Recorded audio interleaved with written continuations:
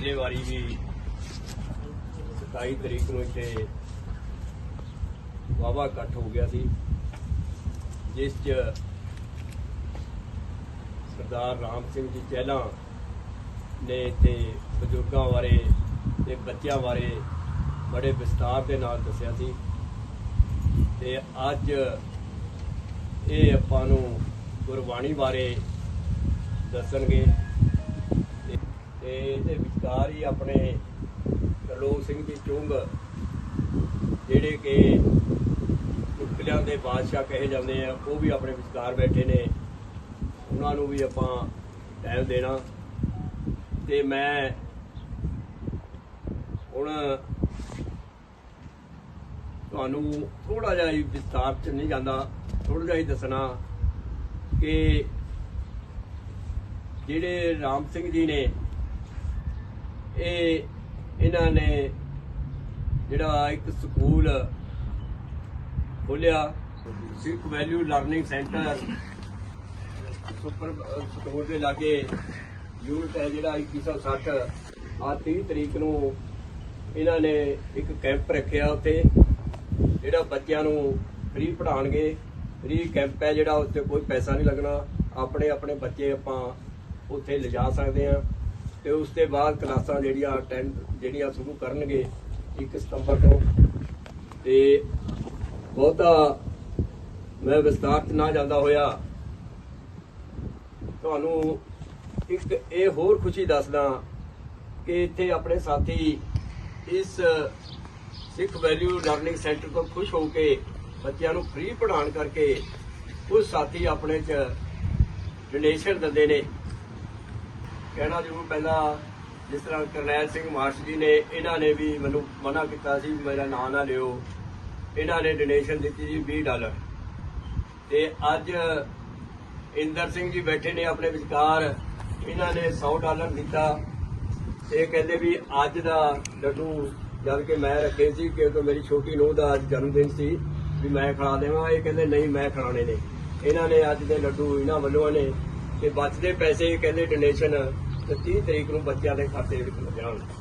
मतलब बड़ी खुशी हुई कि लोकां दे अंदर जिहड़े साडे अंदर बच्चों नूं पंजाबी पढ़ाउण वास्ते, खास करके पंजाबी वास्ते ये सारे साडी दिलचस्पी है सारिਆਂ ਦੀ। ਬਹੁਤਾ विस्तार च ना जांदा होया तरलोक सिंह जी चुग जी नूं बेनती करांगा कि वो चुटकुलिਆਂ नाल पहलां शुरू करन ते कुछ चुटकुले सानूं खुशी खुशी देण तां कि चुटकुलिਆਂ दे नाल साडा जिहड़ा ये शुरू होए। अज दा उद्घाटन जिहड़ा अपने तरलोक सिंह जी चुग चुटकुलिਆਂ दे नाल करनगे। तरलोक सिंह जी चुग भी चुटकुले सारे तुसीं सुनते रहे। मैं बस ये कहना चाहना कि अज आपां यानी राम सिंह जी आए हुए ने, इन्हां दा पूरा वाहा लगे ते मैं वादा करदा मैं इत्थे आके फिर रौनक किसे दिन लावांगा। वाहिगुरू जी का खालसा आंदे ही साथी दो दिन ने इन्हां दा बड़ी उत्साह नाल अज कुछ होए सी भी असीं अज चुटकुले सुनने हैं लोक जी दे। ये पहला ही अपना सातों छड़ा गए। हुण मैं सरदार राम सिंह जी नूं बेनती करांगा कि अपने गुरबाणी दे विचों कोई कथा दा तौर ते सानूं उस गुरु ग्रंथ साहब जी नाल जोड़न अपने राम सिंह जी चहला।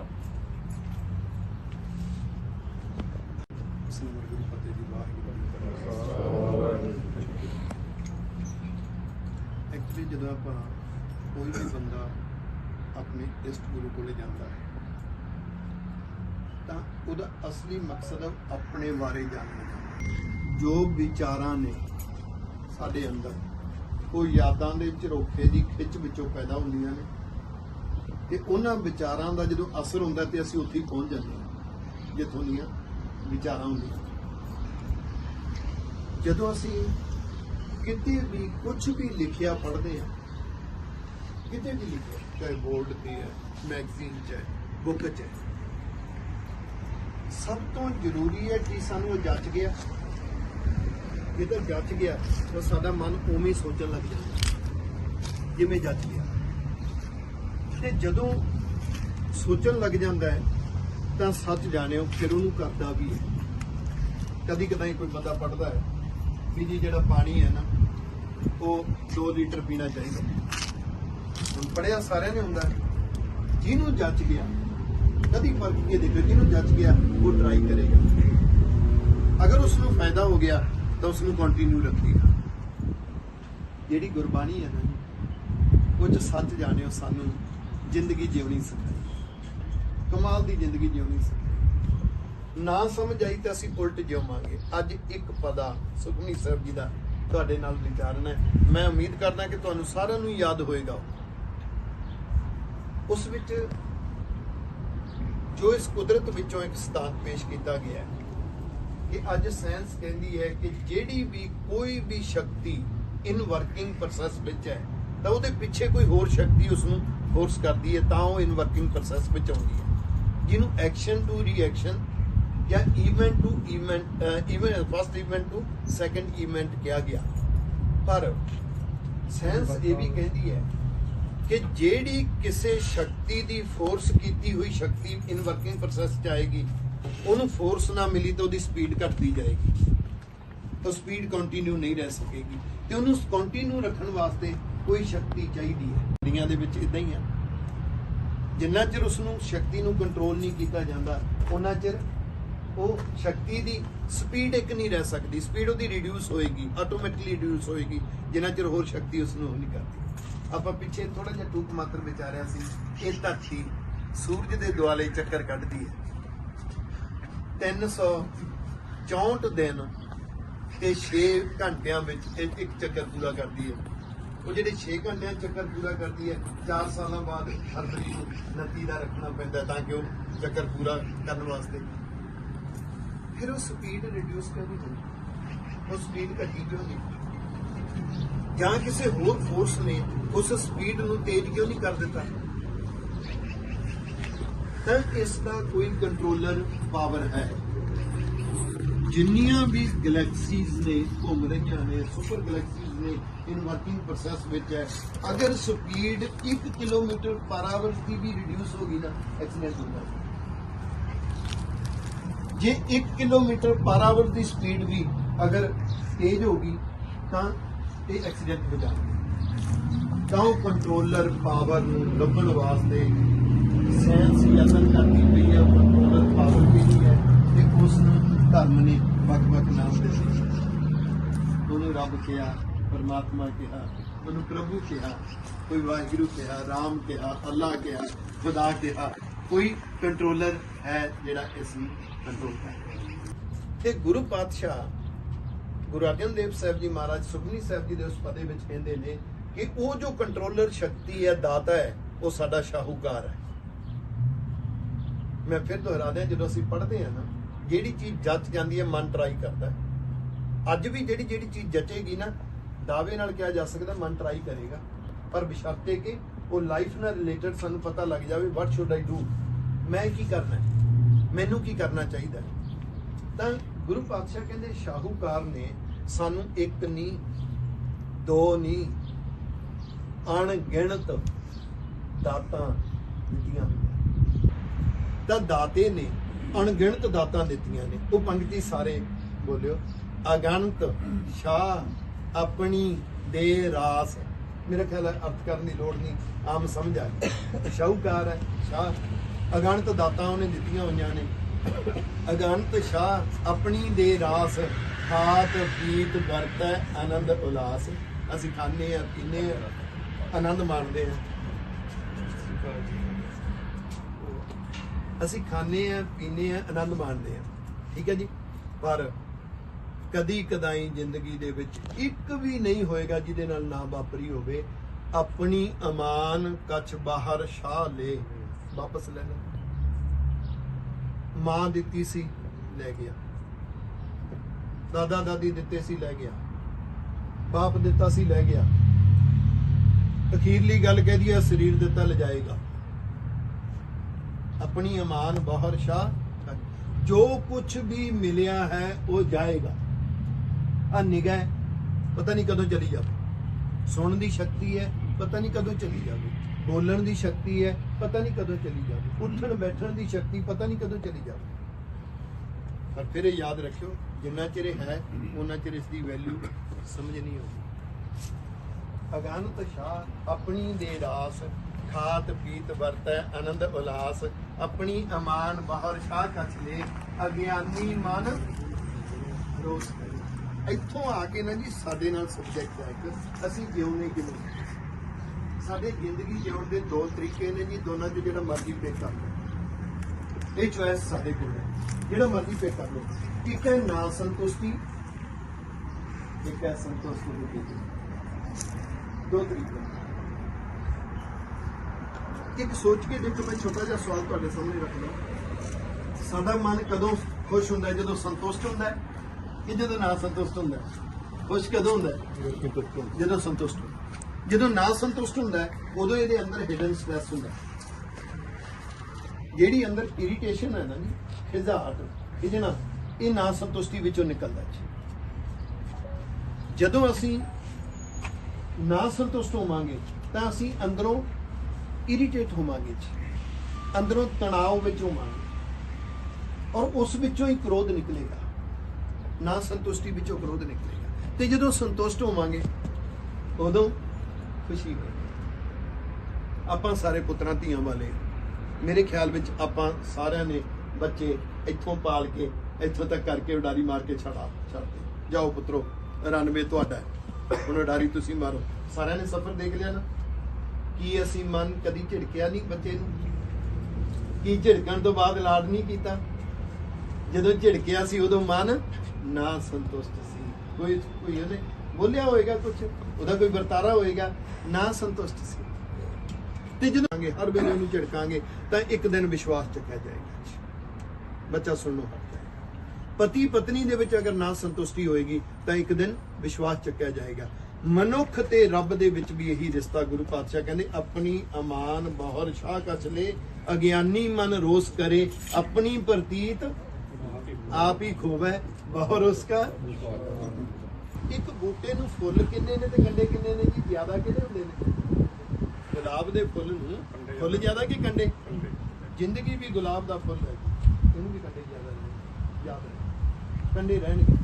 ਮੇਰੇ ਗੁਰੂ ਪਾਤਸ਼ਾਹ ਨੇ ਇਹਨਾਂ ਕੰਡਿਆਂ ਵਿੱਚੋਂ ਦੀ ਸੰਤੁਸ਼ਟ ਹੋ ਕੇ ਜਿਉ ਕੇ ਦਿਖਾ ਦਿੱਤਾ। 10ਵੇਂ ਪਾਤਸ਼ਾਹ ਦਾ ਜੀਵਨ ਤੇ 6ਵੇਂ ਪਾਤਸ਼ਾਹ ਦਾ ਜੀਵਨ, ਦੋਨੋਂ ਦਾਦਾ ਪੋਤਾ ਨੇ, ਦੋਨੋਂ ਦਾਦਾ ਪੋਤਾ ਨੇ, ਤੇ ਦੋਨਾਂ ਨੇ ਰਾਜ ਭਾਗ ਕਾਇਮ ਕੀਤਾ।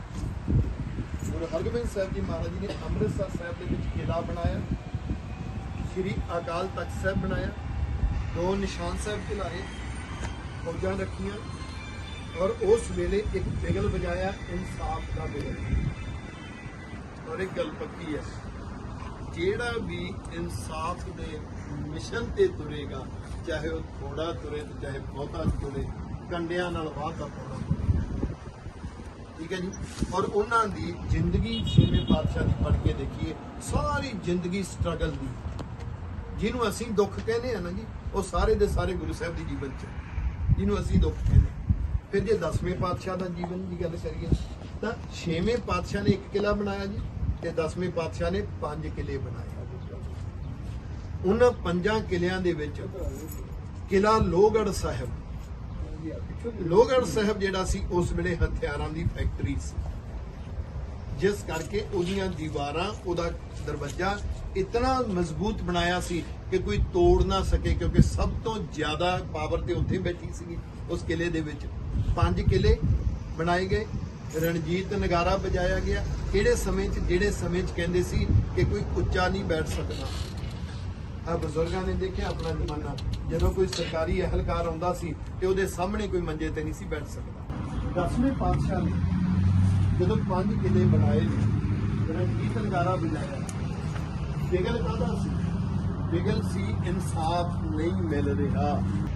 ਤਾਂ ਜਿਹੜੇ ਵੀ ਇਨਕਲਾਬੀ ਹੋਏ, ਕਿਸੇ ਮਿਸ਼ਨ ਤੇ ਤੁਰੇ, ਜਿਸ ਮਿਸ਼ਨ ਦਾ ਫਾਇਦਾ ਦੂਸਰਿਆਂ ਨੂੰ ਹੋਇਆ, ਉਹਨਾਂ ਨੂੰ ਜ਼ਿੰਦਗੀ ਦੇ ਕੰਡਿਆਂ ਵਿੱਚੋਂ ਦੀ ਲੰਘਣਾ ਹੀ ਪਵੇਗਾ। ਜੇ ਤੁਸੀਂ ਆਪਣੇ ਬੱਚਿਆਂ ਨੂੰ ਪਾਲਣ ਪੋਸ਼ਣ ਵੀ ਕਰਨਾ ਹੈ ਤੇ ਬੱਚਿਆਂ ਨੂੰ ਸੰਸਕਾਰ ਵੀ ਦੇਣੇ ਨੇ, ਤਾਂ ਜ਼ਿੰਦਗੀ ਦੇ ਕੰਡਿਆਂ ਦੀ ਵਾੜ ਵਿੱਚੋਂ ਦੀ ਲੰਘਣਾ ਹੀ ਪਵੇਗਾ। ਤਾਂ ਇਹਦਾ ਮਤਲਬ ਜ਼ਿੰਦਗੀ 'ਚ ਕੰਡੇ ਤਾਂ ਰਹਿਣਗੇ। ਗੁਰੂ ਪਾਤਸ਼ਾਹ ਦੀ ਪੰਕਤੀ ਹੈ, ਬਾਲੀ ਰੋਵੈ ਨਾਹਿ ਪਧਾਰ, ਨਾਨਕ ਦੁਖੀਆ। ਇੱਕ ਵੀ ਮਨੁੱਖ ਹੱਥ ਖੜਾ ਕਰਕੇ ਨਹੀਂ ਕਹਿ ਸਕਦਾ ਕਿ ਮੇਰੀ ਜ਼ਿੰਦਗੀ ਵਿੱਚ ਦੁੱਖ ਨਹੀਂ, ਤੇ ਇਹ ਵੀ ਨਹੀਂ ਕੋਈ ਹੱਥ ਖੜਾ ਕਰਕੇ ਕਹਿ ਸਕਦਾ ਕਿ ਮੇਰੀ ਜ਼ਿੰਦਗੀ 'ਚ ਸੁੱਖ ਨਹੀਂ। ਹਰ ਇੱਕ ਘੱਟ ਵੱਧ ਹੋ ਸਕਦੇ, ਪਲੜਾ ਇਧਰਲਾ ਉਧਰਲਾ ਉੱਤੇ ਨੇਟਾ ਹੋ ਸਕਦਾ, ਪਰ ਸੁੱਖ ਦੁੱਖ ਦੋਏ ਦਰ ਕੱਪੜੇ ਪਹਿਰਾ ਜਾਏ। ਕਹਿੰਦੇ ਮਾਂ ਫੁੱਟਪਾਥ ਦੇ ਉੱਪਰ ਪਈ ਹੈ, ਠੰਡ ਦੇ ਦਿਨ ਨੇ, ਅੱਤ ਦਰਜੇ ਦੀ ਠੰਡ ਹੈ, ਸਰੀਰ ਕੰਬਾਊ ਠੰਡ ਹੈ ਤੇ ਠੰਡੀਆਂ ਹਵਾਵਾਂ ਨੇ, ਤੇ ਉਹ ਗਰੀਬ ਫੁੱਟਪਾਥ ਤੇ ਪਈ ਹੋਈ ਮਾਂ ਸੋਚਦੀ ਹੈ ਮੈਂ ਤੇ ਝੱਲ ਲਵਾਂਗੀ, ਮੇਰਾ ਬੱਚਾ ਦੁਖੀ ਨਾ ਹੋਵੇ, ਤਾਂ ਉਹ ਇੱਕ ਗੱਤੇ ਦਾ ਡੱਬਾ ਚੁੱਕਦੀ ਹੈ ਤੇ ਉਹਨੂੰ ਖੋਲ ਕੇ ਉੱਤੇ ਤੇ ਗੱਤਾ ਵਿਛਾ ਦਿੰਦੀ ਹੈ ਤੇ ਉੱਪਰ ਹੱਥ ਪਾ ਕੇ ਗੱਤਾ ਉੱਡ ਨਾ ਜਾਵੇ, ਉਹਨੂੰ ਸਵਾ ਦੀ ਤੇ ਬੱਚਾ ਸੌ ਗਿਆ। ਮਾਂ ਨੂੰ ਨੀਂਦ ਕਿੱਥੇ ਆ ਸਕਦੀ? ਅੱਧੀ ਰਾਤ ਬੀਤੀ ਹੈ ਤੇ ਮਾਂ ਦਾ ਥੋੜਾ ਜਿਹਾ ਟੂਲਾ ਲੱਗਿਆ ਤੇ ਹੱਥ ਚੁੱਕਿਆ ਗਿਆ, ਡੱਬਾ ਉੱਡ ਗਿਆ, ਬੱਚੇ ਦੀ ਜਾਨ ਖੁੱਲ ਗਈ। ਮਾਂ ਭੱਜ ਕੇ ਡੱਬਾ ਉਹ ਗੱਤਾ ਉੱਡ ਗਿਆ, ਮਾਂ ਭੱਜ ਕੇ ਗੱਤਾ ਲੈ ਕੇ ਆਈ, ਉੱਤੇ ਦੇ ਦਿੱਤਾ, ਉੱਤੇ ਫਿਰ ਹੱਥ ਦਿੱਤਾ, ਬੋਲਿਆ ਕਹਿੰਦਾ ਮਾਂ ਰੱਬ ਦਾ ਕਿੱਡਾ ਸ਼ੁਕਰ ਹੈ, ਜੇ ਗੱਤਾ ਨਾ ਹੁੰਦਾ ਸਾਡੀ ਰਾਤ ਕਿਵੇਂ ਬੀਤਦੀ। ਇਹ ਤਾਂ ਜ਼ਿੰਦਗੀ ਜਿਉਣ ਦਾ ਇੱਕ ਤਰੀਕਾ ਹੈ, ਦੇਖਣਾ ਫੁੱਲਾਂ ਵੱਲ ਹੈ ਜਾਂ ਕੱਟਿਆ ਵੱਲ ਹੈ। ਤਾਂ ਗੁਰੂ ਪਾਤਸ਼ਾਹ ਨੇ ਇਸ ਪਦੇ ਵਿੱਚ ਪਹਿਲੀ ਗੱਲ ਕੀਤੀ ਸਾਡੀ ਅੰਦਰੋਂ ਕਮਜ਼ੋਰੀ। ਜਦੋਂ ਕੋਈ ਚੀਜ਼ ਮਿਲਦੀ ਹੈ ਮਨ ਖੁਸ਼ ਹੁੰਦਾ ਹੈ, ਇਹਨੂੰ ਖੁਸ਼ੀਆਂ ਨਹੀਂ ਮਨਾਉਣੀਆਂ ਆਈਆਂ, ਖੁਸ਼ੀਆਂ ਵਿੱਚ ਵੀ ਕੰਡੇ ਬੀਜ ਲੈਂਦਾ। ਤੇ ਜਦੋਂ ਕੋਈ ਚੀਜ਼ ਜ਼ਿੰਦਗੀ ਚੋਂ ਗੁਆਚ ਜਾਂਦੀ ਹੈ, ਆਪਣੀ ਅਮਾਨ ਬਹੁਰ ਸ਼ਾਹ ਕਛ ਲੈ, ਅਗਿਆਨੀ ਮਨ ਰੋਸ ਕਰੇ, ਆਪਣੀ ਪ੍ਰਤੀਤ ਆਪ ਹੀ ਖੋਬੈ, ਬਹੁਰ ਉਸਕਾ ਵਿਸ਼ਵਾਸ ਨਾ। ਅੱਗੇ ਚੀਜ਼ ਜਿਹੜੀ ਆਖਰੀ ਦੋ ਪੰਕਤੀਆਂ 'ਚ ਦਿੱਤੀ ਗਈ ਉਹ ਹੈ ਜੀ, ਇਸ ਪਦੇ ਨੂੰ ਕਿੰਨੇ ਵਾਰੀ ਪੜਿਆ, ਕਿੰਨੇ ਵਾਰੀ ਸੁਣਿਆ, ਇਹ ਤਾਂ ਇੱਕ ਗਿਣਤੀ ਹੈ ਜੀ। ਇਹਨੂੰ ਜਿਉਣਾ ਤਾਂ ਅਗਲੀਆਂ ਦੋ ਪੰਕਤੀਆਂ ਨੇ, ਉਹ ਹੈ ਜਿਸ ਕੀ ਵਸਤ ਤਿਸ ਆਗੇ ਰੱਖੈ। ਇਹਦਾ ਮਤਲਬ ਅੰਦਰ ਇੱਕ ਰੀਅਲਾਈਜ਼ ਕਰਨਾ, ਇੱਕ ਅਹਿਸਾਸ ਕਰਨਾ ਕਿ ਮੇਰੇ ਕੋਲੇ ਮੇਰਾ ਕੁਝ ਵੀ ਨਹੀਂ, ਸਾਡੇ ਕੋਲੇ ਸਾਡਾ ਨਹੀਂ ਹੈ, ਬਸ ਆਪ ਲਿਖਾ ਹੈ। ਜ਼ਮੀਨ ਨੂੰ ਸਾਰੀ ਜ਼ਿੰਦਗੀ ਆਪਣੀ ਸਮਝ ਕੇ ਉਹਦੇ ਲਈ ਜ਼ਿੰਦਗੀ ਲਾ ਦਿੱਤੀ, ਜਿਸ ਜ਼ਮੀਨ ਲਈ ਜ਼ਿੰਦਗੀ ਲਾ ਦਿੱਤੀ, ਹਲੇ ਬੁਢੇਪੇ 'ਚ ਨਹੀਂ ਪਹੁੰਚਿਆ, ਬੱਚਿਆਂ ਦੇ ਮਨ ਵਿੱਚ ਤੇ ਨੂੰਹ ਦੇ ਮਨ ਵਿੱਚ ਆ ਗਿਆ ਮੇਰੀ, ਪਹਿਲਾਂ ਹੀ ਆ ਗਿਆ, ਤੇ ਹੁਣ ਉਹਨਾਂ ਨਾਲ ਵੀ ਇਦਾਂ ਹੀ। ਇਸ ਲਈ ਇੱਕ ਭੁਲੇਖਾ ਹੈ, ਇਹ ਘਰ ਮੇਰਾ ਨਹੀਂ, ਘਰ ਦਾ ਤੇਰਾ। ਬੱਚੇ ਕਹਿੰਦੇ ਸਾਡਾ ਹੈ, ਉਹਨਾਂ ਦਾ ਵੀ ਭੁਲੇਖਾ ਹੈ, ਇਹ ਇੱਥੇ ਹੀ ਰਹਿਣਾ ਹੈ, ਅਸੀਂ ਚਲੇ ਜਾਣਾ। ਸਾਨੂੰ ਹਰ ਧਰਮ ਨੇ ਇੱਕ ਅਹਿਸਾਸ ਕਰਵਾਇਆ ਕਿ ਤੈਨੂੰ ਜੋ ਦਿੱਤਾ ਹੋਇਆ ਉਹ ਰੱਬ ਦਾ, ਪਰਮਾਤਮਾ ਦਾ, ਅੱਲਾਹ ਦਾ, ਖੁਦਾ ਦਾ, ਰਾਮ ਦਾ। ਤੂੰ ਨਾਮ ਜਿਹੜਾ ਮਰਜ਼ੀ ਲੈ ਲੈ, ਪਰ ਰਿਲਾਈਜ਼ ਕਰਨ ਤੇ ਅਹਿਸਾਸ ਕਰਨ ਤੇ ਨਹੀਂ। ਜਿਸ ਕੀ ਵਾਸਤ ਤਿਸ ਆਗੇ ਰੱਖ ਹੈ, ਪ੍ਰਭ ਕੀ ਆਗਿਆ ਮਾਨੈ ਮਾਥਾ। ਮਾਨੈ ਮਾਥਾ ਹੁੰਦਾ ਜੀ ਖਿੜੇ ਮੱਥੇ ਮੰਨਣਾ। ਮੈਂ ਇੱਕ ਉਦਾਹਰਨ ਦੇਵਾਂ, ਘਰ ਦੇ ਵਿੱਚ ਬਜ਼ੁਰਗ ਨੇ ਕਿਤੇ ਪੀ ਕੇ ਗਲਾਸ ਪੀ ਕੇ ਪਾਣੀ ਪੀ ਕੇ ਗਲਾਸ ਰੱਖ ਦਿੱਤਾ, ਚੱਲ ਬਜ਼ੁਰਗ ਨੇ ਸੋਚਿਆ ਮੈਂ ਉੱਠਾਂਗਾ ਬਾਅਦ ਚ ਮੈਂ ਉਧਰ ਰੱਖ ਜਾਵਾਂਗਾ, ਤੇ ਭੁੱਲ ਗਿਆ। ਬੇਟਾ ਜਾਂ ਮੂੰਹ ਆਉਂਦੀ ਹੈ, ਬਾਪੂ ਜੀ ਕਿੰਨੇ ਵਾਰੀ ਤੁਹਾਨੂੰ ਕਿਹਾ ਕਿਉਂ ਇੱਥੇ ਰੱਖਿਆ, ਨਾਲੇ ਚੱਕ ਕੇ ਉਧਰ ਰੱਖ ਤਾਂ ਦਿੱਤਾ, ਪਰ ਮੱਥੇ ਵੱਟ ਪਾ ਕੇ ਰੱਖ, ਮੱਥੇ ਵੱਟ ਪਾ ਕੇ ਮੰਨਿਆ ਨਾ ਮੰਨਿਆ ਵਰਗਾ ਹੁੰਦਾ। ਸਾਡੇ ਚੋਂ ਜਿਨ੍ਹਾਂ ਨੇ ਜੌਬ ਕੀਤੀ ਹੈ ਉਹ ਆਪਣੇ ਜਿਹੜਾ ਜੂਨੀਅਰ ਹੈ ਨਾ ਉਹਨੂੰ ਯਾਦ ਕਰਕੇ ਦੇਖੋ। ਤੁਹਾਡਾ ਜੂਨੀਅਰ ਚਾਹੇ ਉਹ ਪੀਐਨ ਦੇ ਰੂਪ ਵਿੱਚ ਹੋਵੇ, ਚਾਹੇ ਪ੍ਰਿੰਸੀਪਲ ਦੇ ਅਧੀਨ ਟੀਚਰ ਹੋਵੇ, ਜਿਹੜਾ ਵੀ ਤੁਹਾਡਾ ਜੂਨੀਅਰ ਰਿਹਾ, ਜੇ ਉਹ ਤੁਹਾਡੀ ਗੱਲ ਮੱਥੇ ਵੱਟ ਪਾ ਕੇ ਮੰਨਦਾ ਰਿਹਾ ਨਾ, ਮੰਨਦਾ ਤਾਂ ਰਿਹਾ, ਉਹ ਤੁਹਾਡੀਆਂ ਸੀਸਾਂ ਨਹੀਂ ਲੈ ਸਕਦਾ।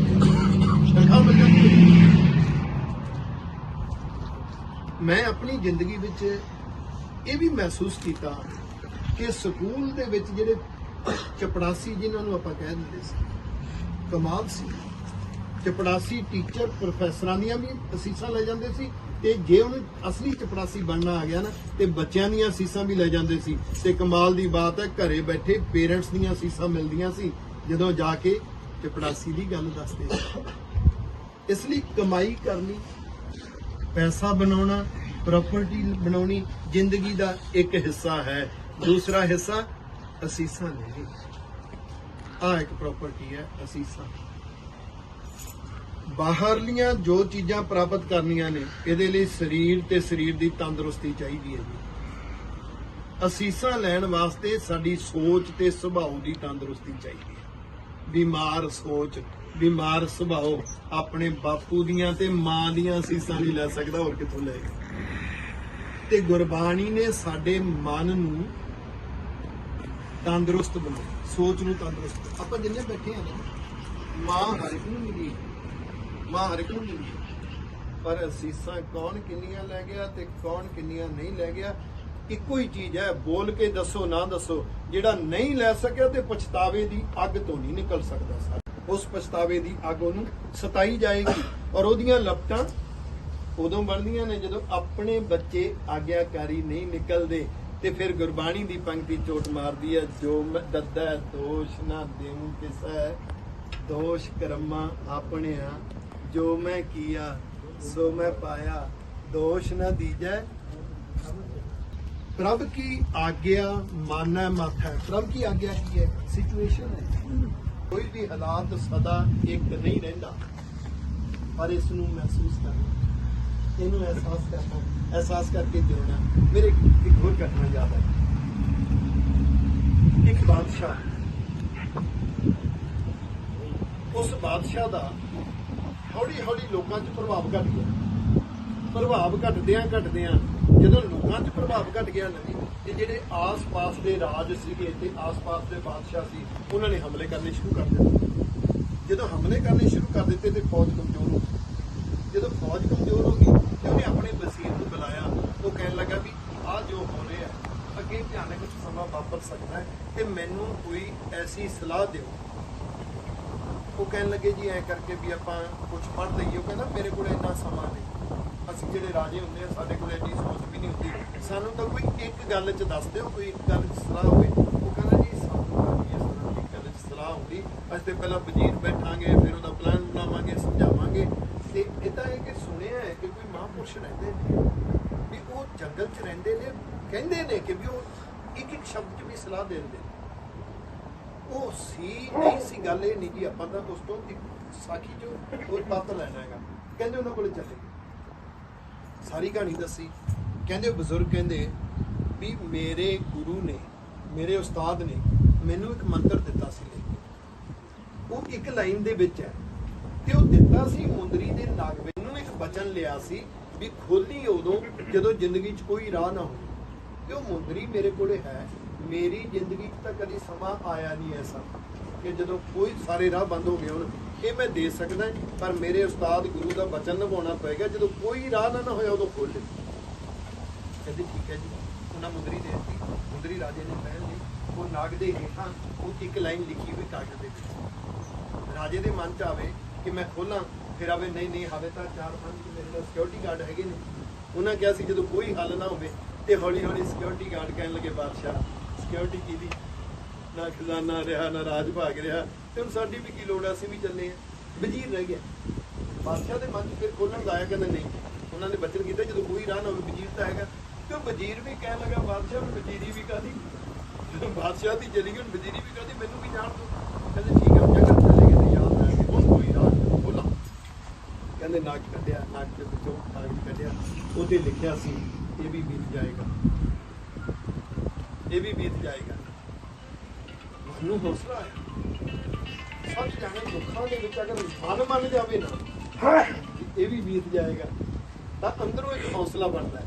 ਅੰਦਰੋਂ ਹੌਸਲਾ ਬਣਿਆ ਤੇ ਆਪਣੇ ਆਪ ਨੂੰ ਉਹਨੇ ਲੋਕਾਂ 'ਚ ਵਿਚਰਨਾ ਸ਼ੁਰੂ ਕੀਤਾ। ਕਰਦੇ ਦੁਬਾਰੇ ਫੌਜ ਜੋੜ ਲਈ, ਦੁਬਾਰੇ ਰਾਜ ਭਾਗ ਲੈ ਲਿਆ। ਰਾਜ ਭਾਗ ਲੈ ਲਿਆ, ਬੜੀ ਖੁਸ਼ੀ ਦੀ ਬਾਤ ਤੇ ਬੜੀਆਂ ਖੁਸ਼ੀਆਂ ਦੇ ਵਿੱਚ ਉਹਦੇ ਵਜ਼ੀਰ ਨਵੇਂ, ਸਾਰੇ ਖੁਸ਼, ਨਵੀਆਂ ਫੌਜਾਂ ਖੁਸ਼। ਤੇ ਅੱਜ ਤਖਤ ਤੇ ਬੈਠਾ ਸੋਚਦਾ ਫਿਰ ਪੜ੍ਹ ਲਵਾਂ, ਫਿਰ ਕੱਢਿਆ, ਫਿਰ ਪੜਿਆ, ਇਹ ਵੀ ਬੀਤ ਜਾਏਗਾ। ਇੱਕਦਮ ਸੰਗੀਨ ਹੋ ਗਿਆ, ਇੱਕਦਮ ਇਹ ਪੁੱਛਦੇ ਨੇ ਬਾਦਸ਼ਾਹ ਖੁਸ਼ੀ ਨਹੀਂ ਮਨਾ ਰਹੇ। ਬਾਦਸ਼ਾਹ ਕਹਿਣ ਲੱਗਾ ਮੈਨੂੰ ਇੱਕ ਮੰਤਰ ਮਿਲ ਗਿਆ, ਮੈਨੂੰ ਅੱਜ ਪਤਾ ਲੱਗਿਆ ਮੈਨੂੰ ਖੁਸ਼ੀਆਂ ਮਨਾਉਣੀਆਂ ਹੀ ਨਹੀਂ ਆਈਆਂ, ਖੁਸ਼ੀਆਂ ਮੈਨੂੰ ਮਨਾਈ ਜਾਂਦੀਆਂ ਸੀ। ਮੈਨੂੰ ਦੁੱਖ ਹੰਡਾਉਣੇ ਨਹੀਂ ਆਏ, ਦੁੱਖ ਹੀ ਸਾਨੂੰ ਹੰਡਾਈ ਜਾਂਦੇ। ਤੇ ਗੁਰੂ ਪਾਤਸ਼ਾਹ ਨੇ ਇੱਕ ਜੀਵਨ ਜਿਉਣਾ ਸਾਨੂੰ ਸਿਖਾਇਆ। ਪ੍ਰਭ ਕੀ ਆਗਿਆ ਮਾਨੈ ਮਾਨੈ। ਜੋ ਵੀ ਜ਼ਿੰਦਗੀ ਵਿੱਚ ਸਿਚੁਏਸ਼ਨ ਆਵੇ ਹਮੇਸ਼ਾ ਇੱਕ ਵਿਸ਼ਵਾਸ ਹੋਣਾ ਚਾਹੀਦਾ ਹੈ। ਆ ਬਾਕੀ ਪਤਾ ਨਹੀਂ ਮੇਰੇ ਨਾਲ ਨਿਭਣ ਕੇ ਨਾ ਨਿਭਣ, ਇਸ ਜ਼ਮਾਨੇ ਵਿੱਚ ਇਹ ਵੀ ਭਰੋਸਾ ਨਹੀਂ ਕੀਤਾ ਜਾ ਸਕਦਾ ਕਿ ਬੱਚੇ ਵੀ ਨਿਭਣ ਕੇ ਨਾ ਨਿਭਣ, ਪਰ ਅੰਦਰ ਕੋਈ ਬੈਠਾ ਹੈ ਜਿਹੜਾ ਹਰ ਸਮੇਂ ਨਿਭੇਗਾ। ਇੱਥੋਂ ਧਰਮ ਸ਼ੁਰੂ ਹੋਇਆ। ਪ੍ਰਭ ਕੀ ਆਗਿਆ ਮਾਨੈ ਮਾਥੈ, ਉਸ ਤੇ ਚੌਗਣ ਕਰੈ ਨਿਹਾਲ, ਨਾਨਕ ਸਾਹਿਬ ਸਦਾ ਦਇਆਲ। ਰੱਬ ਦਿੰਦਾ ਏ ਦਾਤਾਂ ਤੇ ਆਪਣੇ ਪਿਆਰਿਆਂ ਨੂੰ ਦਾਤਾਂ ਦੇ ਨਾਲ ਦਿੰਦਾ ਹੈ ਬਖਸ਼ਿਸ਼। ਘਰ ਕਿੱਡਾ ਹੈ, ਛੋਟਾ ਹੈ ਜਾਂ ਵੱਡਾ ਹੈ, ਘਰ ਸਸਤਾ ਹੈ ਜਾਂ ਮਹਿੰਗਾ ਹੈ, ਇਹਦੇ ਨਾਲੋਂ ਕੀਮਤੀ ਪੁਆਇੰਟ ਇਹ ਹੈ ਕਿ ਘਰ ਵਿੱਚ ਬਖਸ਼ਿਸ਼ ਕਿੰਨੀ ਹੈ। ਸਭ ਤੋਂ ਕੀਮਤੀ ਹੈ ਜੀ ਘਰ ਵਿੱਚ ਬਖਸ਼ਿਸ਼। ਪਿਛਲੀ ਵਾਰ ਉਹਨਾਂ ਬਾਰੇ, ਉਹਨਾਂ ਦੇ ਬੱਚਿਆਂ ਬਾਰੇ ਇੱਥੇ ਗੱਲ ਚਲਾਈ ਗਈ ਸੀ। ਜਦੋਂ ਇਹਨਾਂ ਨੇ ਆਪਣੇ ਬੱਚਿਆਂ ਨੂੰ ਪਰਵਰਿਸ਼ ਦੇਣ ਦੀ ਗੱਲ ਕੀਤੀ ਵੀ ਅਸੀਂ ਆਪਣੇ ਬੱਚਿਆਂ ਨੂੰ ਜਿਹੜੀ ਕੁਰਾਨ ਸ਼ਰੀਫ ਸਾਰਿਆਂ ਨੂੰ ਪੜ੍ਹਾ ਦਿੱਤੀ ਹੈ, ਤੇ ਉਸ ਵਿੱਚੋਂ ਕੀ ਝਲਕਦਾ ਸੀ? ਘਰ ਨਹੀਂ ਮੈਂ ਦੇਖਿਆ ਇਹਨਾਂ ਦਾ, ਪਰ ਘਰ ਵਿਚਲੀ ਬਖਸ਼ਿਸ਼ ਦਿਸ ਗਈ ਹੈ। ਸੋਚ ਕੇ ਦੇਖੋ, ਜਿਸ ਘਰ ਦੇ ਵਿੱਚ ਪਤੀ ਪਤਨੀ ਇੱਕ ਦੂਸਰੇ ਦੀ ਗੱਲ ਨੂੰ ਖਿੜੇ ਮੱਥੇ ਮੰਨਦੇ ਨੇ, ਬਹੁਤ ਕਮਾਲ ਦਾ ਨੁਕਤਾ ਹੈ ਜੀ, ਖਿੜੇ ਮੱਥੇ ਮੰਨਦੇ। ਜਿਹੜੀਆਂ 4 ਪੌੜੀਆਂ ਨੇ ਨਾ ਜੀ, ਮੰਨੇ ਕੀ ਗੱਤ ਕਹੀ ਨਾ ਜਾਏ, ਉਹ ਇਹ ਨਹੀਂ ਹੁੰਦਾ ਕਿ ਆਹ ਤਾਂ ਮੇਰੇ ਸੁਭਾਅ 'ਚ ਫਿੱਟ ਨਹੀਂ ਹੁੰਦੀਆਂ ਜੀ, ਇਹ ਤਾਂ ਦਾਤਾ ਮੈਂ ਮੰਨਦਾ ਨਹੀਂ, ਤੇ ਆਹ ਮੈਨੂੰ ਫਿੱਟ ਹੁੰਦੀਆਂ ਨੇ, ਇਹ ਮੈਂ ਮੰਨਦਾ। ਇਦਾਂ ਨਹੀਂ, ਮੰਨਣਾ ਇੱਕ ਸੁਭਾਅ ਹੈ, ਮੰਨਣਾ ਇੱਕ ਸੁਭਾਅ ਹੈ, ਮੰਨਣਾ ਇੱਕ ਸੋਚ ਹੈ, ਤੇ ਖਿੜੇ ਮੱਥੇ ਮੰਨਣਾ ਇੱਕ ਬਖਸ਼ਿਸ਼ ਹੈ। ਪਤਨੀ ਕਿਸੇ ਹੋਰ ਮਾਹੌਲ ਵਿੱਚ ਗਰੋ ਅਪ ਹੋਈ ਹੈ, ਉਸ ਘਰ ਦਾ ਮਾਹੌਲ ਕੁਝ ਹੋਰ ਸੀ, ਪਤੀ ਦੇ ਘਰ ਦਾ ਮਾਹੌਲ ਕੁਝ ਹੋਰ ਸੀ। ਘਰ ਵਿੱਚ ਦਾਦੀ ਮਾਂ ਬੈਠੀ ਹੈ, ਉਹ ਵਿਚਾਰੀ ਕਿਸੇ ਹੋਰ ਕਲਚਰ ਵਿੱਚ ਗਰੋ ਅਪ ਹੋਈ ਹੈ, ਦਾਦਾ ਜੀ ਬੈਠੇ ਨੇ ਕਲਚਰ ਵਿੱਚ ਗਰੋ ਅਪ ਹੋਏ ਨੇ, ਤੇ ਅੱਗੋਂ ਬੱਚਾ ਨਵੇਂ ਕਲਚਰ ਵਿੱਚ ਗਰੋ ਅਪ ਹੋ ਰਿਹਾ। ਤੇ ਮੇਰਾ ਪ੍ਰਭ ਕਰਤਾ ਹੈ ਕਿ ਖੇਲ ਰਚਾਇਆ, ਕੋਈ ਨਾ ਕਿਸੇ ਦੀ ਜਿਹਾ ਪਾਇਆ। ਵਿਚਾਰ ਤਾਂ ਨਹੀਂ ਰਲਣਗੇ ਜੀ, ਕਦੀ ਨਹੀਂ ਰਲਣਗੇ। ਟੀਨਏਜਰ ਖੁੱਲਾ ਹੈ, ਉਹਨੂੰ ਕੁਝ ਨਹੀਂ ਪਤਾ ਵਿਚਾਰੇ ਨੂੰ, ਟੀਨਏਜਰ ਨੂੰ। ਬੱਚੇ ਜਿਹੜੇ ਨੇ ਉਹਨਾਂ ਦੇ ਉੱਪਰ ਵਰਕ ਨਹੀਂ ਹੋ ਰਿਹਾ, ਉਹਨਾਂ ਦੀ ਸੋਚ ਸ਼ੁੱਧ ਨਹੀਂ ਬਣੇਗੀ, ਤਾਂ ਪੀੜ੍ਹੀ ਦਰ ਪੀੜ੍ਹੀ ਜਿਹੜੇ ਕੰਮਾਂ ਤੋਂ ਰੋਕਿਆ ਗਿਆ ਉਹ ਕੰਮ ਵੱਧਦੇ ਤੁਰੇ ਆਏ ਨੇ, ਵੱਧਦੇ ਤੁਰੇ ਆਏ ਨੇ, ਵੱਧਦੇ ਤੁਰੇ। ਜਿਹੜੇ ਕੰਮ ਕਰਨ ਨੂੰ ਕਿਹਾ ਗਿਆ ਉਹ ਘਟਦੇ ਤੁਰੇ ਆਏ ਨੇ, ਤੇ ਅੱਗੇ ਹੋਰ ਘਟਣਗੇ। ਇਹਨਾਂ ਦੇਸ਼ਾਂ ਦੇ ਵਿੱਚ ਅੱਜ ਅਰਦਾਸ ਹੈ ਹਿਰਦੇ ਚੋਂ, ਤੇ ਨਾਲ ਹੀ ਯਤਨ ਕਰੋ। ਅਰਦਾਸ ਤੇ ਯਤਨ ਦੋ ਚੀਜ਼ਾਂ। ਸਾਨੂੰ ਬੱਚੇ ਸਵਾਲ ਕਰ ਸਕਦੇ ਨੇ, ਤੁਸੀਂ ਸਾਰਾ ਕੀਰਤਨ ਬੈਠ ਕੇ ਸੁਣਿਆ, ਕਥਾ ਬੈਠ ਕੇ ਸੁਣੀ, ਤੇ ਤੁਸੀਂ ਅਰਦਾਸ ਕਰਕੇ ਕਿਉਂ ਕਰਦੇ ਹੋ? ਉਦੋਂ ਬਾਅਦ ਫਿਰ ਬੈਠਦੇ ਹੋ ਹੁਕਮਨਾਮੇ ਵਾਸਤੇ। ਕੀ ਅਰਦਾਸ ਬੈਠਿਆਂ ਦੀ ਨਹੀਂ ਰੱਬ ਨੂੰ ਸੁਣਦੀ? ਬੱਚਾ ਸਵਾਲ ਕਰ ਸਕਦਾ ਹੈ, ਤੇ ਤੁਹਾਡੇ ਕੋਲ ਲੌਜਿਕ ਚਾਹੀਦੀ ਹੈ। ਉਹਦੇ ਅਰਥ ਨੇ ਕਿ ਅਰਦਾਸ ਦੇ ਵਿੱਚ ਹੱਥ ਕਿਉਂ ਜੋੜੇ ਜਾਂਦੇ ਨੇ? ਤੇਰਾ ਮਨ ਦੀ ਦਿਸ਼ਾ ਤੇ ਤੇਰੀ ਸੋਚ ਦੀ ਦਿਸ਼ਾ ਇੱਕੋ ਹੀ ਹੋਣੀ ਚਾਹੀਦੀ ਹੈ। ਕਿਹਦੇ ਵੱਲ? ਰੱਬ ਤੇ ਗੁਰੂ ਵੱਲ। ਖੜਕੇ ਦੇ ਅਰਥ ਹੈ ਤੈਨੂੰ ਕੁਝ ਕਰਨਾ ਪਵੇਗਾ। ਆਪਾਂ ਫਿਰ ਕਿਤੇ ਵਿਚਾਰ ਲਵਾਂਗੇ। ਜਿਹੜੀ ਸਿੱਖ ਜਗਤ ਦੀ ਅਰਦਾਸ ਹੈ ਜੀ, ਇਹਦੇ 7 ਪੈਰਾਗ੍ਰਾਫ ਨੇ, ਇਹਦੇ 'ਚ 14 ਮੰਗਾਂ ਨੇ ਜੀ। 5 ਮੰਗਾਂ ਜਿਹੜੀਆਂ ਨੇ ਉਹ 5ਵੇਂ ਪੈਰਾਗ੍ਰਾਫ ਵਿੱਚ ਹੈ, 7 ਮੰਗਾਂ 6ਵੇਂ ਪੈਰਾਗ੍ਰਾਫ ਦੇ ਵਿੱਚ ਹੈ, ਤੇ 2 ਮੰਗਾਂ ਜਿਹੜੀਆਂ ਨੇ 7ਵੇਂ ਪੈਰਾਗ੍ਰਾਫ ਵਿੱਚ। 14 ਮੰਗਾਂ ਨੇ ਅਸੀਂ ਨਹੀਂ ਪਹੁੰਚਾ ਸਕਦੇ, ਆਉਣ ਵਾਲੀ ਨਹੀਂ ਪਹੁੰਚਾ ਸਕਦੇ। ਉਹ ਮੰਗਾਂ ਤਦ ਮਿਲਣਗੀਆਂ ਜਦ ਉਹਦੇ ਲਈ ਤੂੰ ਉਦਮ ਕਰੇਗਾ, ਯਤਨ ਕਰੇਗਾ। ਉਹ ਮੰਗਾਂ ਕੀ ਨੇ ਜੀ?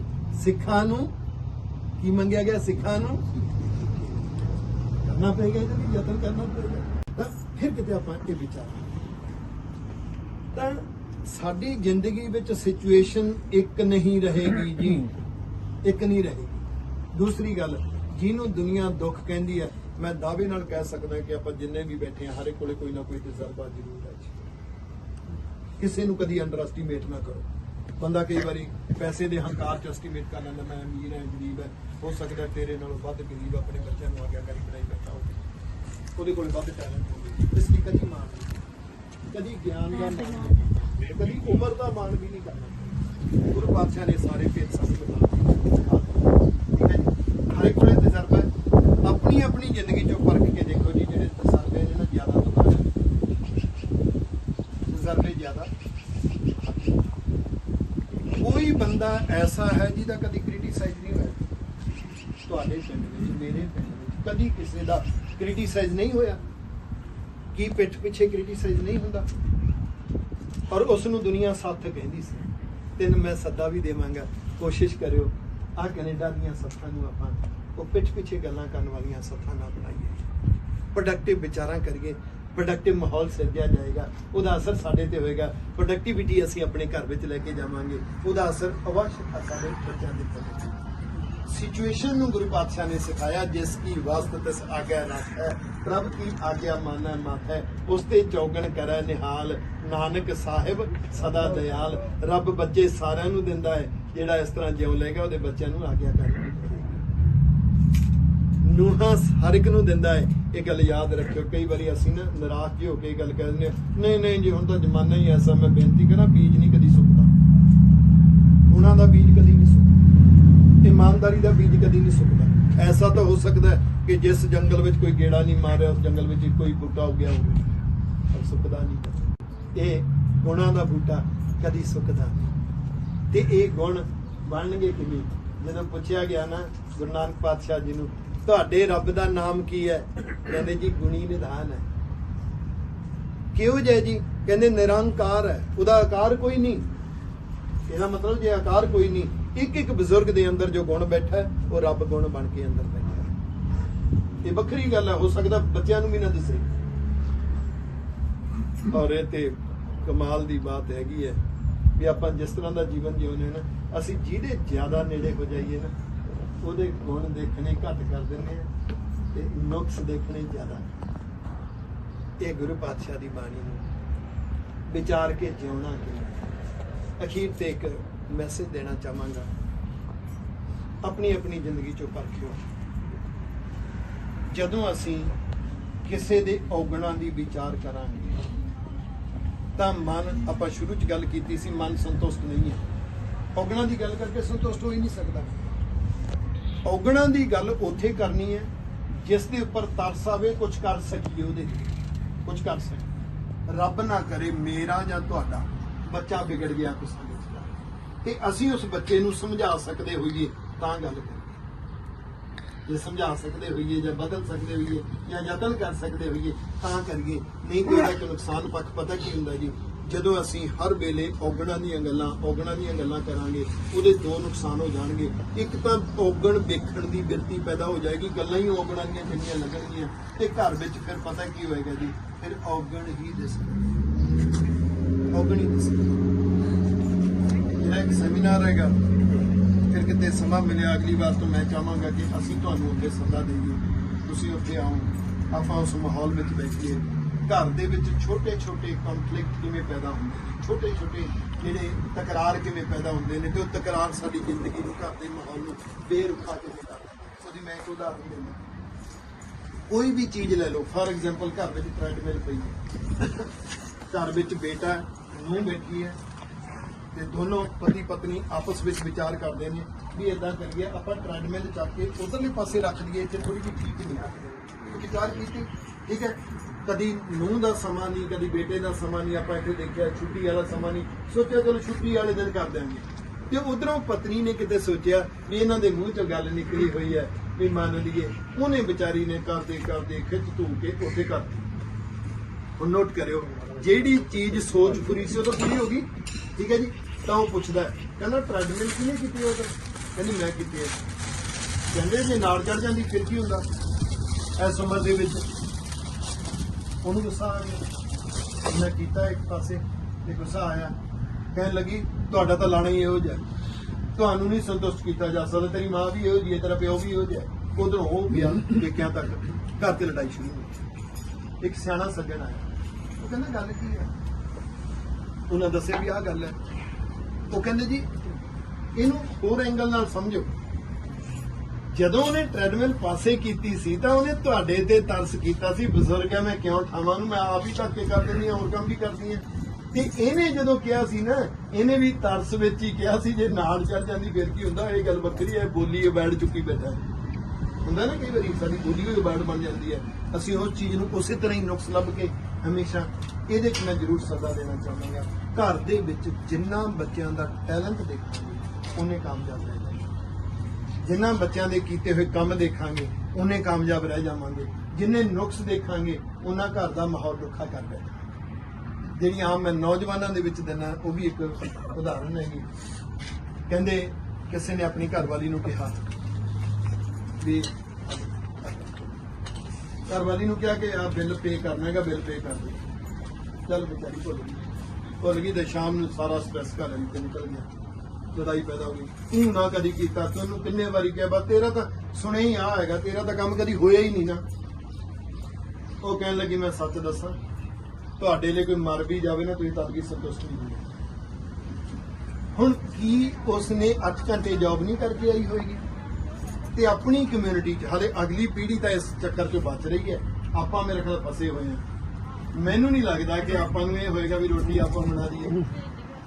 ਰੋਟੀ ਅਸੀਂ ਪਤਨੀ ਤੇ ਹੀ ਪਾਇਆ ਹੋਇਆ ਵੀ ਉਸੇ ਨੇ ਕਿਚਨ ਸੰਭਾਲਣੀ ਹੈ, ਭਾਵੇਂ ਉਹਨੇ 8 ਘੰਟੇ ਕੰਮ ਵੀ ਕਰਨਾ। ਇਸ ਲਈ ਇੱਥੇ ਜਿਹੜੀਆਂ ਬੀਬੀਆਂ ਨੇ ਜੀ, ਚਾਹੇ ਉਹ ਨੂੰਹ ਹੈ, ਚਾਹੇ ਸਾਡੀ ਧੀ ਹੈ ਤੇ ਚਾਹੇ ਪਤਨੀ ਹੈ, ਜੋ 8 ਘੰਟੇ ਕੰਮ ਕਰਕੇ ਆਉਂਦੀ ਹੈ ਤਾਂ ਸਾਨੂੰ ਮੰਨ ਕੇ ਚੱਲਣਾ ਪਏਗਾ 14 ਘੰਟੇ ਕੰਮ ਕਰਦਾ।